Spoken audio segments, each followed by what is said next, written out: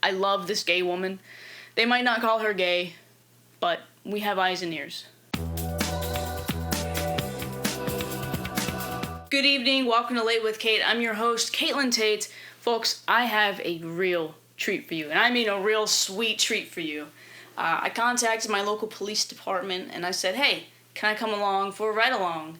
And, well, here's what happened. Yeah, they told me to fuck off. There was no way they were ever going to let me do that. So, instead, I'm going to talk about some movies I saw this week. I saw 2, one of which I saw 5 times, 6 by the time you're watching this. The first one I saw was Hidden Figures.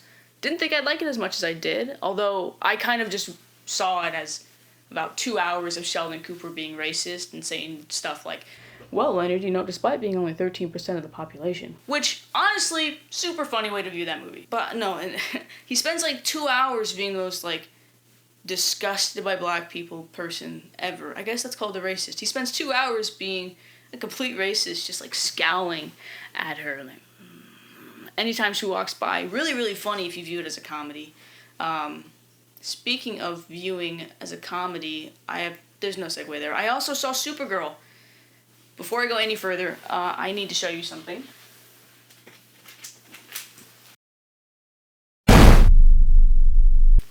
Listen, I've got credentials here, okay?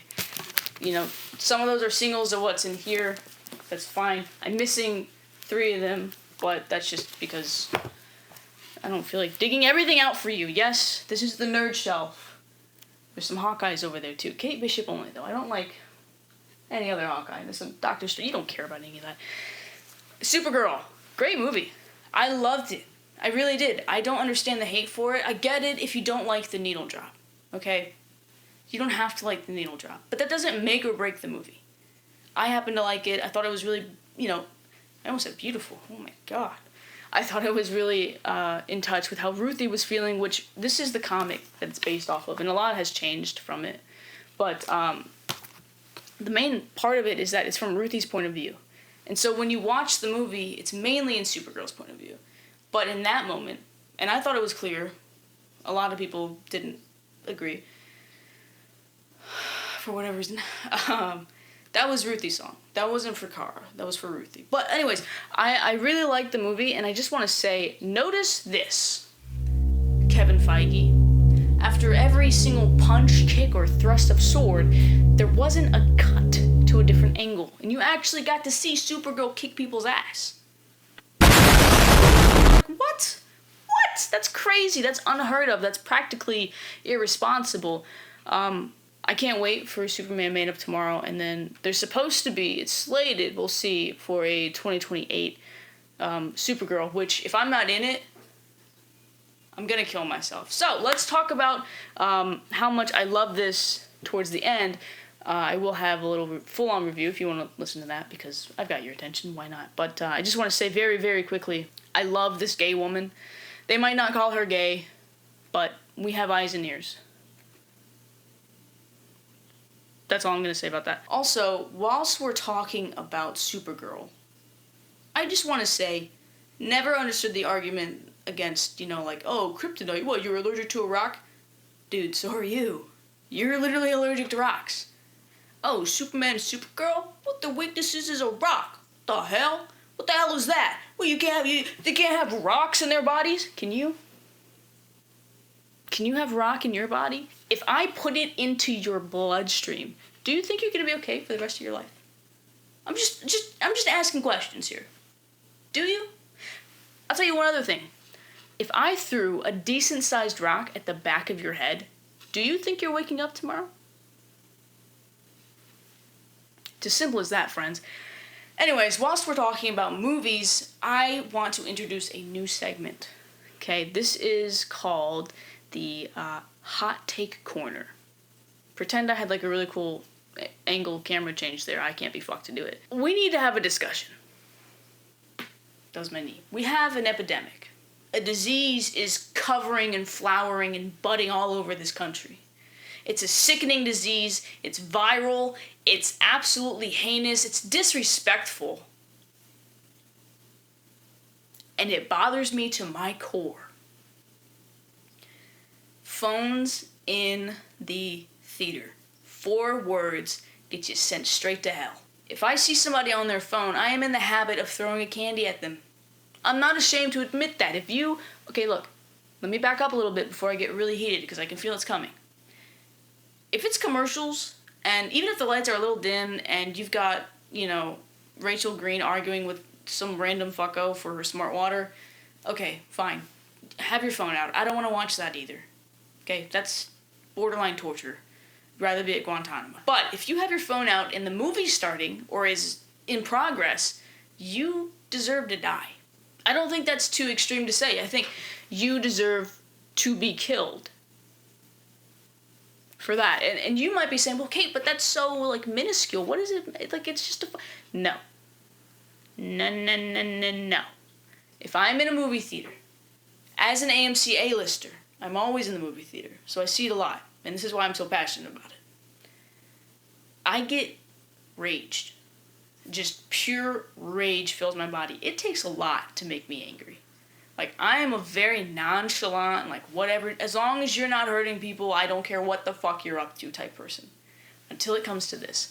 I think AMC and Regal and Cinemark and all mom and pops should have an armed guard in every single movie that is, if a movie is being screened in a room and there's more than one person in there, if a phone comes out, they should be shot in the back of the head with a BB gun. I mean that from my heart.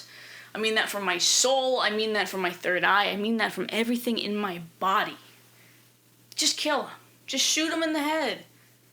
It is the only way to protect the most sacred place on earth. I would do it. I would take on the task. I would be the bad guy to be the hero. Anyways, speaking of advice that wasn't asked for, I have a little email that I want to read to you guys. Remember, you can always email me at latewithkateyt@gmail.com. I won't ever answer, but I will probably read it because, why else would you submit it? So this is a very, very, very cool one. It is, why is it blue? Why is everything blue?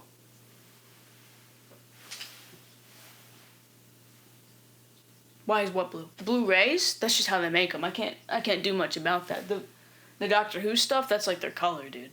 Blue and yellow. That's just Doctor Who. The tie's blue. Sorry about that. It's a little blue. It's got blue and gray. It matches the suit. Suit might be a little blue too, but I consider it more of a slate. I don't know what you're talking about. The whole, why is everything blue? There was nothing blue here except for my watch. And the shoes I'm wearing and the blue jeans I'm wearing. Yes, I am wearing pants again. Okay, I was out and about today.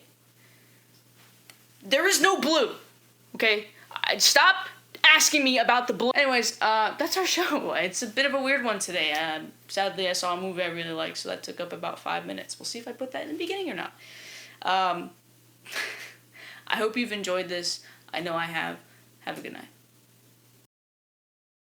Do I think Supergirl was perfect? No, but I'm not an idiot. There's no such thing as a perfect movie. Even my favorite movies, they have their flaws.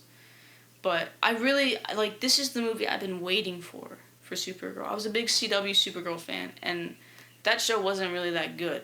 But you take what you can get, and you don't throw a fit. I love Melissa as Supergirl. For a very long time, she was my Supergirl, but I think Millie does such an amazing, captivating job with Supergirl, especially when you're reading based on Woman of Tomorrow. I think she really brings something special to it, and I'm super excited to see her future in Supergirl. I know that Superman's coming out with the movie next year, and then in 2028, there should be a Supergirl. I hope she gets it. I hope that they don't take that away from her just because, I'm going to say this, but I'm going to say this in a very positive way. A perfectly average, okay movie is flopping right now for no real reason. It's just an average comic book movie. For me, I adore it and I love it. I like the effects in it. I like the story. I like the choice in Kara. So for me, I love it. But for anybody who's not interested in the details and is just going to go see a movie, it's totally fine. So I don't think it deserves the review bombing. It's no Wonder Woman 88. Oh god, it's no Wonder Woman 84, which is actually hot garbage, and I don't think I even finished that movie. So yeah, I don't really have anything negative to say. I like the needle drop. I think it makes sense, especially for who it was for. And it wasn't for Kara, it was for Ruthie. This comic was written from the point of view of Ruthie, how she perceives Supergirl. So in that moment, I thought it was obvious, even if you exclude, like, the comic aspect of it, and you thought it was just, like, a movie being written out, like, obviously that's not about Kara. It's about Ruthie. She's in the middle of this complete shitstorm, and Supergirl is just going around terrorizing and murdering everybody. She is taking a second to see what is going on and realizing, like, okay, this super traumatized individual, with her superpowers, her feats, her goal at the end of the day is two things: keeping Ruthie safe and saving Crypto. But I will say, my favorite shot in the whole movie, spoilers, is when Kara just starts, like, slamming Krem in the ground. That is my favorite Soup move. I love it, and I hope they use it again. It's awesome. But yeah, I enjoyed it. Please go see it. It's so good. If you like Supergirl, you're gonna love it. If you don't know who Supergirl is, you're gonna like it. God, I'm such a